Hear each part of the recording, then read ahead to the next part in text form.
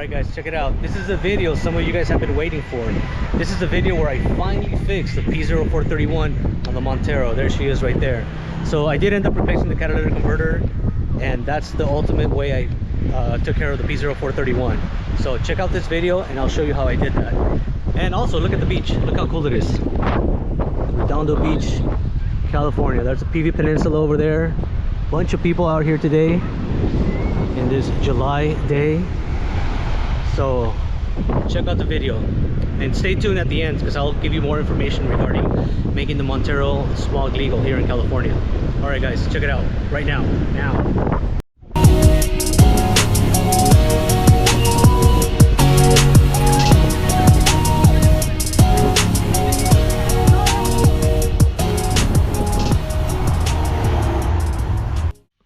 Hey, how's it going guys? Your friend Jim here with another video. This video is mainly for people from California, because California, we have to get our vehicles smogged every now and then. And my plates expire in June this month, and I have basically just a few days before I have to get it smogged and pay for the registration. Otherwise I'll have a higher fee. But anyway, do you guys remember I had the P0431 DTC, and but a couple years ago I've had that code. Luckily last year I didn't have to smog the vehicle, but I'm here to tell you that cataclean did not work in my case. Maybe it worked in other, it has worked in other applications for other people, but in my case it did not work. So I still have the check engine light on. I have the P0431, and basically what I need to do is replace the catalytic converter on the driver's side. But it's easier said than done, because it's not like my Chevy truck. You just cut it off, weld a new one on there, and be done with it. In this case, we have a specific white pipe that contains both catalytic converters, and I got lucky. Luckily, Cerritos Mitsubishi had one of those, and I bought it from them, and I'm about to install it on the Montero. Here's the part right here. See? So this is the white pipe with both cats.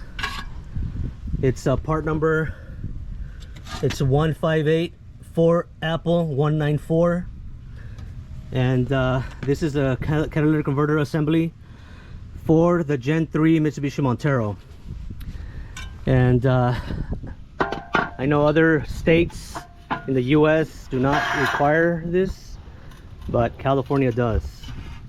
So here's the part. We're about to install it right now. I did make a little bit of room here, because obviously you have to get down there. You got to disconnect all the O2 sensors from both sides, this side and this side, and then go underneath and disconnect all the bolts. It shouldn't be that difficult. Once I get it down, just get the new gaskets on there, and just put everything, swap out the O2 sensors, and then just put everything back together.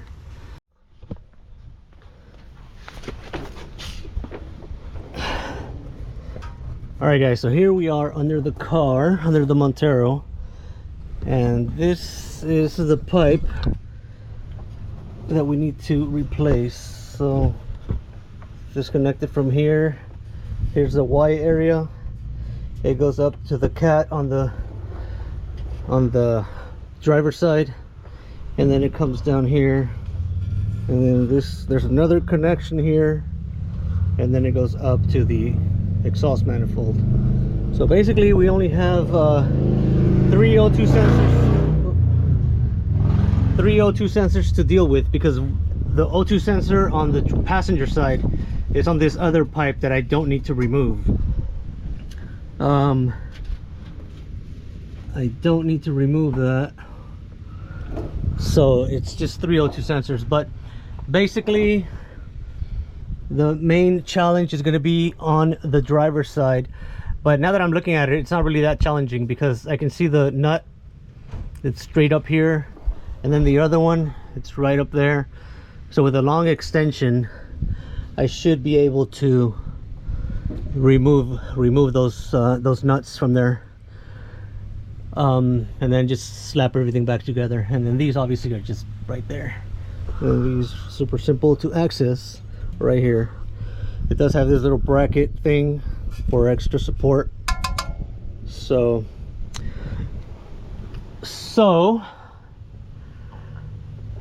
let's go ahead and do that so we can smog this beast and get it back on the road. So alright, let's see here. What should I probably start with? These guys right here, or maybe those over there. Okay, so I'm gonna start taking this stuff off here, but what I'm gonna do right now, just give it a few minutes, I'm gonna spray this with some PV penetrating fluid, just so it can be easier to crack loose. Okay, so let's spray some of that stuff up there, right there, the other one. All right, this guy here.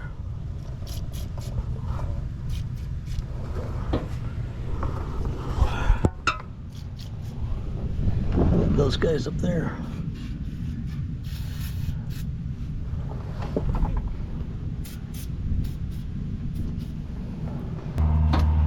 All right, so let's go ahead and start taking this stuff off, guys.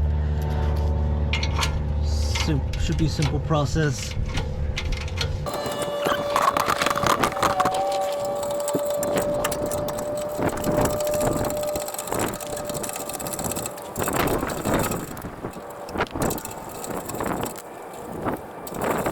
But I think these are ready to be removed. Those up there are ready to be removed. This, I got one out already, not the other one. I'm kind of doing this job as I'm running errands, household errands. So I stop and I continue, but let's get going here, man. So let's get that upper O2 sensor on this side, and then we'll worry about these over here. All right, so we have two O2 sensor connectors that we have to disconnect from up here. And it's not just disconnecting the O2 sensor. See, because this I just disconnected, but I still have to remove this part of the connector from this little holding bracket. And then there's another piece of metal right there holding the harness, the O2 sensor harness here. So we got to get that loose, and then route all the this harness down, so when I pull that pipe down, it doesn't get caught in anything. And then the other one, the other side, the passenger side O2 sensor connector is right here, this one, which the harness routes to the back here, and it's right down there. So this one's pretty simple. They're both up here are pretty simple. Challenging ones are the ones that are going to be at the bottom next to the transmission. Here, I'll show you. So this O2 sensor, and then this O2 sensor here, you can see it right there. These wires, these harnesses go here on the side of the transmission, and they're connected right there. I believe, yeah, both of them are connected right there. So it's hard to get my hand in there. I don't know if I have to remove the front shaft or or disconnect the transmission cable. Don't want to mess with any of that stuff, but I'll figure it out some way. Or maybe what I'll do, no, I can't. I was thinking of taking the O2 sensors out here and then just letting them hang, but I can't turn them that much. You know what, I might do that actually. Let me figure something out, then I'll come back. All right, so when you're removing this guy, you see how it goes on this bracket like that. See, like that, and then it doesn't come back up. So when you're removing it, you have to get a flat screwdriver and go from the bottom, and then twist it a little bit, and then let's see. So put it in there flat, and then there. So because basically what you're doing with this screwdriver is you're pushing on this little tab out like this, and then you can pull it up because it's being held by this little notch on that bracket. So if you keep pulling on it hard, you will break that off. But if you put the screwdriver in there, pry it this way a little bit, and then the thing comes up like that. So it's not the easiest thing, but better do it the right way than to break something. All right, so I'll just let that hang down there for now. All right, guys, so I got the O2 sensors disconnected. You can see the connectors right here, and then the harness is up there. Now these connectors, the same operation as the one up there. You have to it's a little hard to get to, but you have to put the little tiny screwdriver in the back, and it slides out of the bracket like that. So there's two, there's a lower one and an upper one. So from this side is where you get the little screwdriver, and then here you put your hand and you pull them out this way as you're putting the screwdriver.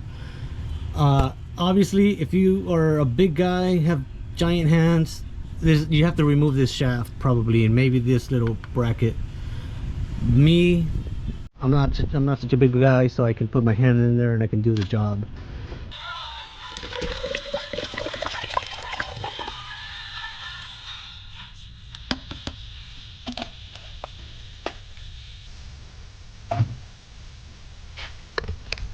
What's up, guys?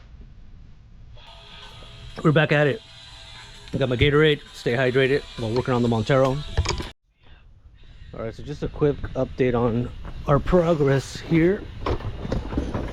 So I got, as I mentioned before, I got this side disconnected. I did lift the Montero up a little bit more just to give me some more room up here. I got these are pretty much loose. I just gotta take them all the way out. And then I did remove this O2 sensor, this one here, took it out. I disconnected the shaft, so I just kind of zip tied it up to the side right here, so it just gives me a little more room right here when I drop this part. So my next thing is to remove the two bolts holding this guy to the intake manifold, to the exhaust manifold, and for that I believe it's an 18 millimeter. Actually it might be a 19. We grab a 19.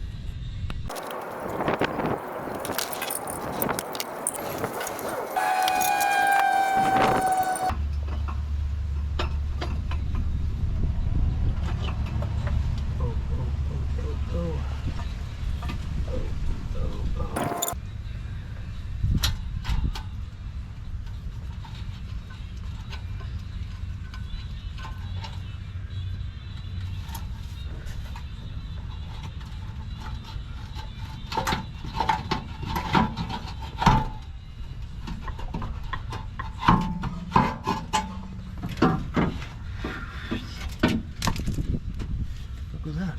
Oh, the gasket.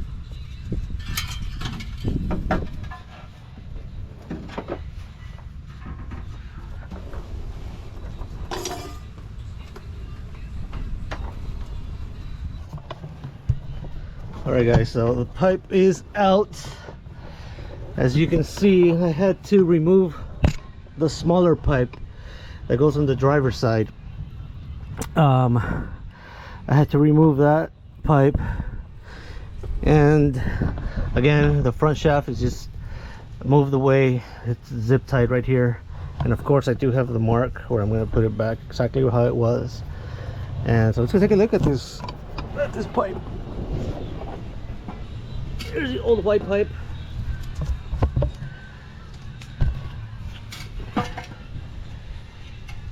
There's the cat, the P0431. P0431 pertains to this cat over here. So I can't see, I can't tell there's a problem, but I guess I'll take a really good close-up pictures in there to see if there's a difference. You can see actually there is a difference. Look at, you can see that this honeycomb is a little more defined than this one. This one looks like, you can't really tell by this shot, but the honeycomb section looks kind of deteriorated. And then the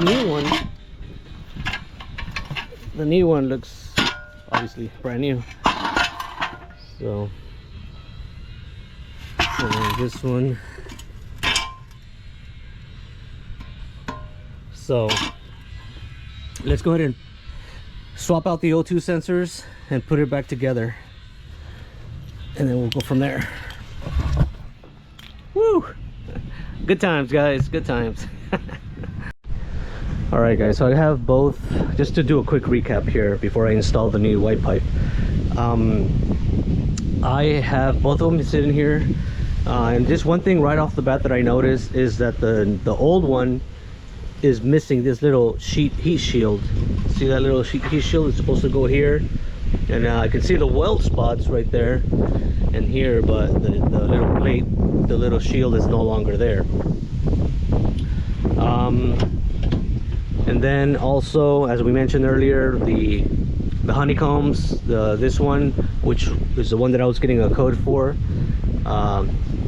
does look a little more uneven, a little more deteriorated. But one thing that I noticed on the gasket that goes here is the gasket is cracked. You see that little tiny crack right there? So this gasket, and then you can also see that it had the gap right there. There's like a mark. So we did have an exhaust system leak right here, right there. This gasket would go right there, and then you can see there's a little gap right there. Whether that was the main issue, it's difficult to tell at this point. I'm almost tempted to put it back with the new gasket and then see if it fixes the P0431. Almost tempted. I'll think about that. But the other thing is the gaskets. I do have the gaskets here. The gaskets, there's a new design now. They're like all metal, like this one. These were like almost like another, they had like another material on there, but these are just metal, and the sealing part is just this little metal around here. And so it's a new design, I guess, from Felpro. You can't get these from Mitsubishi anymore. You can't get the original ones. So the Felpro ones are these right here, part number 61250 for the exhaust flange gaskets. And then we have the donut here that goes at the end of the white pipe that connects to the main catalytic converter, and it's this guy right here. It's a 61106 from Felpro. And yeah, those are the three that we need. And obviously some of these other surfaces, like this little pipe that I also had to remove, this just connects to the white pipe, to this area here, and it doesn't have a gasket there. It's just metal to metal connection there. Just make sure that it's clean when you put it back on, and that should do the trick. All right, so I'm gonna swap out the O2 sensors and then continue on here. So before you put everything back together, just make sure you clean the surfaces with a little brush, the mating surfaces.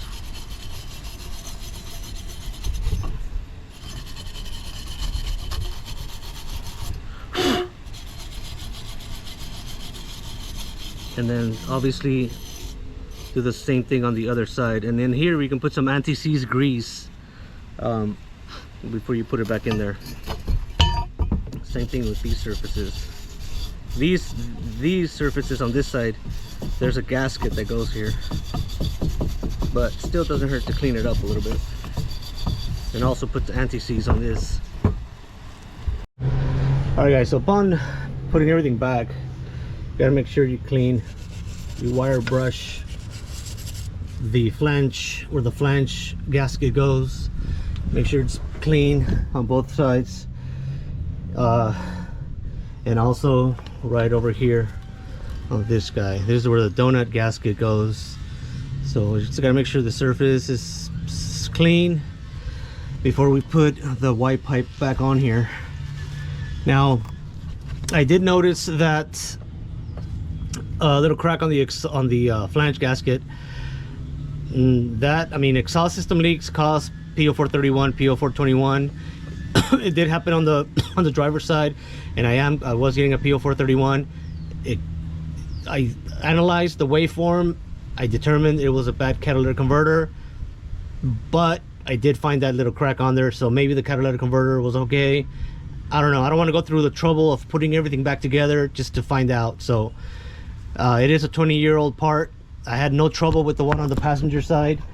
It was just the one on the driver's side, and that's where I found that leak. So I don't know, maybe I have a good cat there that somebody else can use at some point, but we'll see. I'm not gonna get rid of it. I'll keep it in case I don't know, we'll figure something out. But if it works, it works. If it doesn't work, then it's trash. So anyway, let's keep going here, putting this pipe back together. Set the camera over here.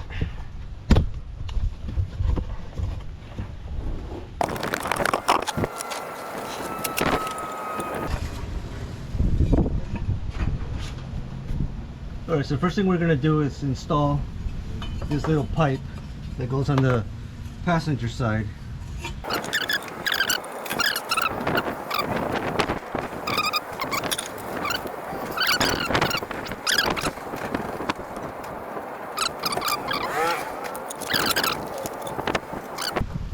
Before I put this in, these two nuts here.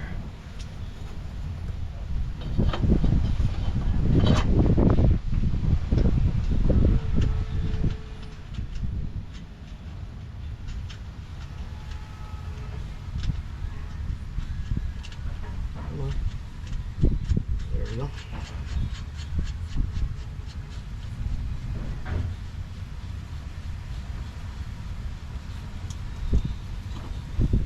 Next one. This side is very easy to access. The other side is a little more difficult, but it's not super difficult. So we'll leave it. We'll just kind of leave it loose right now. For now, move the O2 sensor wiring out of the way here, and then here's where the other piece is going to end up. But we right here, so we also want to give it another little coating of the anti-seize grease.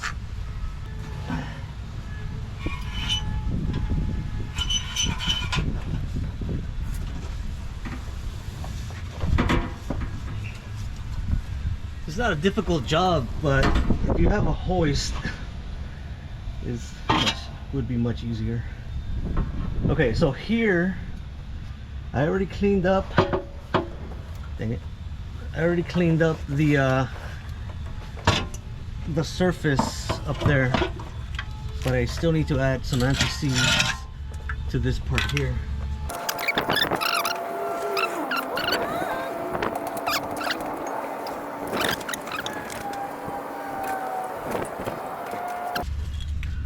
So loose gaskets.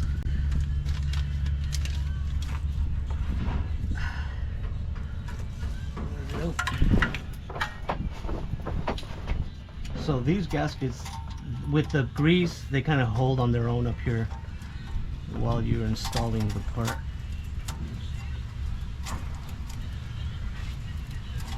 There. It's not super straight, but it's okay. And then we have the other gasket.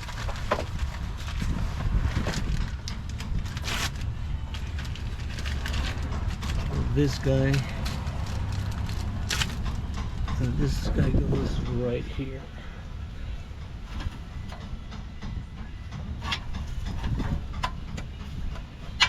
Like that. Okay. And I did put grease up there. So now we're ready to install. Now this is the little bolt that goes on the bracket that ends up right here. All right, so I'm gonna align the white pipe to everything, and then hold it with this little with the bracket here. So let's give that a whirl.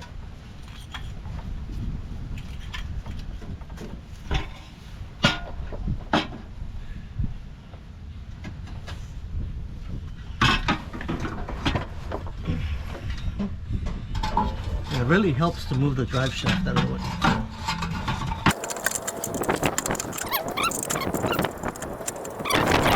There we go. Okay. So now everything can start going back little by little, one by one, and then we'll connect the O2 sensors later once everything is bolted on properly. Now what I'm going to do, since I always like to torque everything to the proper spec, I'm going to go grab the specs for all these guys and then put it back on. But in the meantime, before I do that, I can start these little nuts that go up here.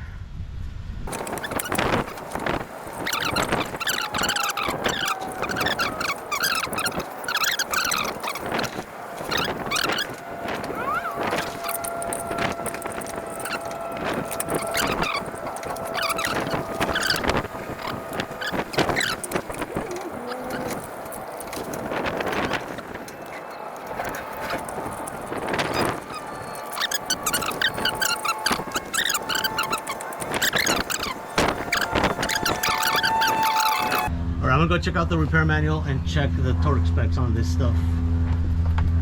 So it's I'm back. Alright guys, so pretty much the flange bolt nuts up there are 37 foot-pounds. This guy here is 37 foot-pounds. These are 18 foot-pounds, and this one is, I believe, 37 as well. So what I'll do is I'll tighten this one just so it can be held right there, and but I won't torque it yet, and then I'll tighten the flange gaskets first. So let's go ahead and do this one here.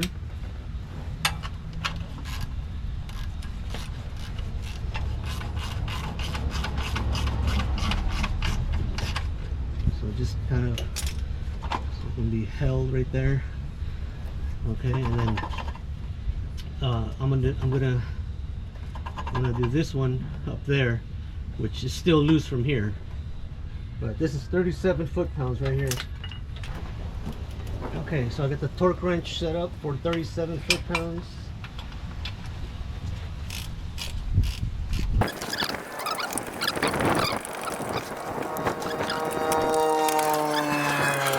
We're here, but okay,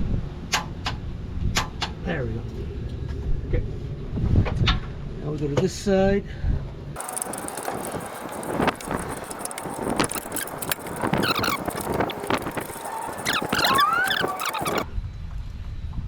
Okay, here we go. Okay, this side.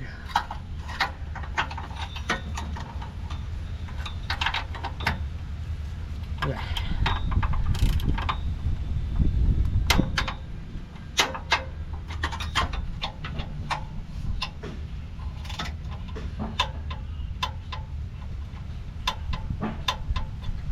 So it's 18 there. 18. Okay. So that.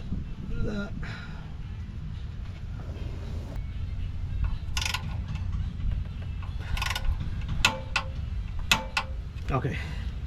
So this is almost like a crush washer. You're tightening it and it's just crushing it together. Okay, it almost seems like you're screwing something up, but that's not the case. All right, now these guys also 37. All right guys, so here we are. I got everything back together. As I was mentioning before the battery ran out, these, you gotta be careful with these bolts because they have a little edge. Just make sure it doesn't get caught on this side when you're tightening it, because it'll just start bending this.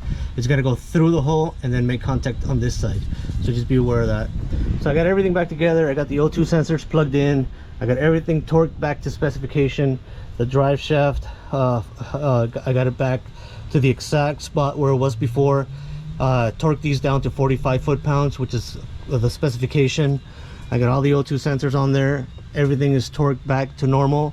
Now I'm going to go to the top side and connect the other O2 sensors up there, so we can get this thing going, man. All right, let's go. All right guys, it's been a long day. It's a hot day today here in Redondo Beach. Hair, it's all messed up, but anyway, I just got done installing the alternator. As I mentioned, well, I don't know if I mentioned it or not, but I did take that alternator to a local shop to get it rebuilt, and then here's some footage of that so you guys can see the shop and see the man explains how he does it. He does it in Spanish, so I'm sorry for those of you who don't understand, but you kind of get the idea. Anyway, check it out. Check out the footage right now. Right now. All right, guys. So here I am. I'm at Astro Auto Electric here in Lomita, California, and this is where I brought my alternator to get it rebuilt. It's much better to keep your original alternator, come to a local repair shop and get it rebuilt. And here we are at this shop. Here's the alternator right here. I'll turn the camera. Here's a freshly rebuilt alternator, and as you can see, it's completely rebuilt. All the internal parts. Jesse, the owner of this shop, he's the one that basically does the work, and it's got a new regulator, you know, new components inside. Whatever fails, he'll take it all apart, clean it up, put it all back together with a brand new regulator, and I'll have him explain a little bit of the process.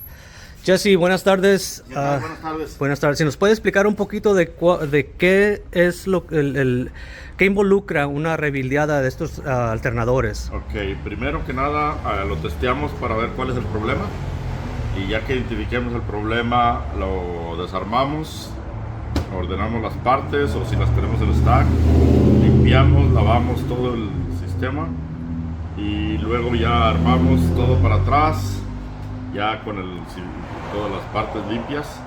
Lo hacemos surface el rotor. Normalmente casi en todos ponemos un voltage regulator nuevo, viene con brochas y valeros nuevos, y luego ya después de eso testeamos en la máquina de testeo para asegurar que ya está cargando, y ese es el proceso que se hace casi en todos los alternadores. ¿Y ustedes cuánto cobran por este trabajo? En este caso, por esta unidad es $145 más tax.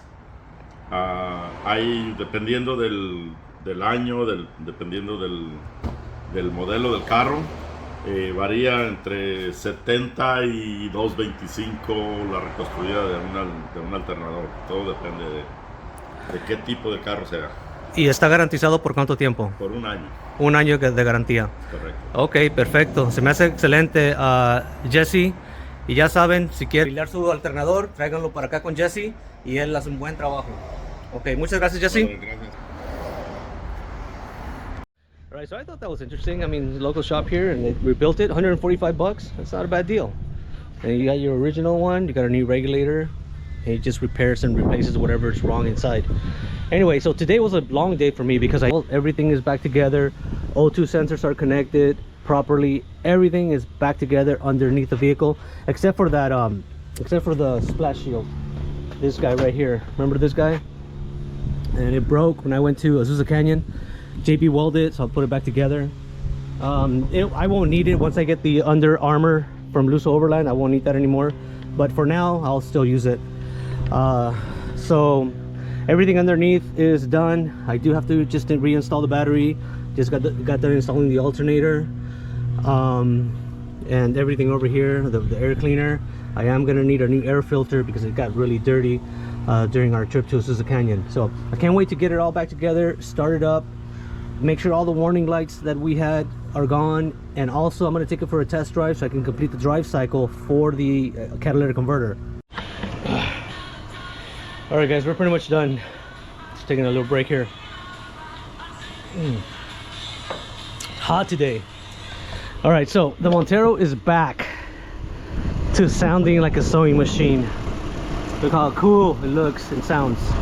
Anyway, we got a little smoke because of the new catalytic converter, new exhaust pipe, and it's just burning off all the grease and excess grease and everything that excuse me, that I used. I put the cover back. Remember, I had fixed it. So here's a new white pipe back on.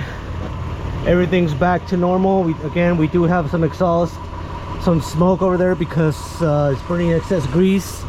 This side as well, and it'll just burn off. It'll take a little while to burn off. No big deal. I was expecting that. So yeah, everything's back to normal. Greatly appreciate you guys watching. See you on the next video. Thank you guys. Please like, share, and subscribe to the channel. Share with your family members. Share on Facebook. Or subscribe, basically. If you're watching, you're not subscribed, subscribe. It'll help me a lot. Anyway, thank you so much. Greatly appreciate it. Comment down below if you have any questions or comments regarding any of the stuff that I did today. All right, see you guys. Love you guys. All right, so it's been about 2 weeks since I replaced the catalytic converter on the Montero, and no check engine light, no P0431. Everything is fixed, everything is repaired. All monitors pass, as you can see right here. So as you can see on the monitors, misfire monitor, fuel system monitor, all the monitors are okay. All the monitors pass. Everything is okay. The one that would never pass, but that would set the P0431, obviously, was catalyst monitor. That would never say okay there. But after obviously the new cat, it passed the monitor right away, and there's no check engine light, no more P0431. In addition to when you take the vehicle to get it smogged here in California, in addition to the guy running the diagnosis and making sure that all the monitors pass and everything else is okay with the computer, the guy also has to do a visual inspection on some items here under the hood, and also the gas cap. So he has to remove the gas cap, and there's a little seal in the gas cap, and if anything cracked or anything on that little seal, then the guy cannot pass the smog. The guy cannot okay it. The other thing is anything above the air, all the air, any modifications with the system after the air filter. So we know that the air filter is right here. He saw this little crack right here, and he's like, oh well, that's after the filter, because the filter's a little bit lower than that. So he was saying that potentially, you know, he may not okay that either. So some of these guys are very picky, so just FYI. So this has to be okay. And then the other thing is this. You see, before I had a crack here and I repaired it with silicone. That is a no-no. He cannot okay that. He cannot pass it because of that. So I have to get a new air tube here. And I already ordered these from eBay. You can get them on eBay. They come from China, whatever. I did get a new air box. It was like 80 bucks. Another one of these, which is like 50 bucks or something like that. I can't remember. I'll show you guys on the screen here. But I already got the bottom part here. They send it in 2 different boxes. I already got this box. This is the bottom part where the air filter goes, which is down here. Okay, and then I'm gonna get the top part, and I'm gonna get the duct. So once I get that and that, then I'll have to go back to the smog shop and get my smog certificate. We didn't run it. The guy did not fail me. He just told me, just go ahead and get those parts and come back. So it was just like, we didn't even run the smog check at all.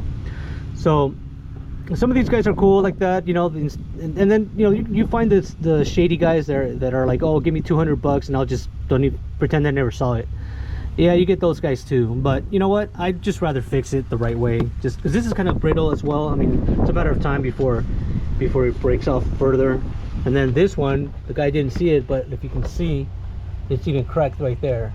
See, so I just didn't want to deal with it. I just decided to just get another one. You can't get these at Luso Overland or anything like that, but you can get them on eBay from China. So we got that coming. Okay, so I'm just waiting for those parts to arrive so I can get the Montero back to the smog shop and get it passed and everything. But at least I know for sure right now, after 2 weeks of replacing that catalytic converter, P0431 is officially gone. And so thank you guys for watching this video. I greatly appreciate it, and let me know if you have any comments or questions. Please like and share my video, and I will see you on the next one. Thanks a lot, guys.